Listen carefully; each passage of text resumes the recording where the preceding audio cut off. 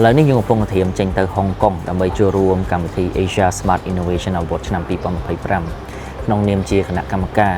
តំណាងប្រទេសកម្ពុជារបស់យើងជាមួយនឹងតំណាងប្រទេសជាង18ផ្សេងទៀតចឹងណាដើម្បីវិតម្លៃទៅលើ Startup ចំនួន9ដែលបានជំរុះចេញពី8ប្រទេសហ្នឹងហើយជំរឿខ្ញុំព្យាយាមបង្ហាញដល់អ្នកនរគ្នាអំពីទស្សនវិជ្ជាជាក់ស្ដែងណាពីជាពិសេសគឺតកតងមួយ Startup ក៏ដូចជាទីផ្សារនៅទីនោះផ្ទាល់ថាវាយ៉ាងម៉េចដែរហើយទៅលើកនេះក៏មិនមែនតែរឿងវាតម្លៃប្រមុខដែរគឺយើងចង់ព្យាយាមពង្រឹងកិច្ចសហការជាពិសេសព្យាយាមកសាងបណ្ដាញណាជាមួយនឹងបណ្ដាប្រទេសផ្សេងៗដើម្បីយើងមើលឃើញអំពីចំណុចកន្លែងណាដែលយើងអាចសហការគ្នាបានក្នុងការជួយជំរុញជាពិសេសគឺទីផ្សារ Startup របស់យើងត្រឡប់មកវិញអញ្ចឹងណា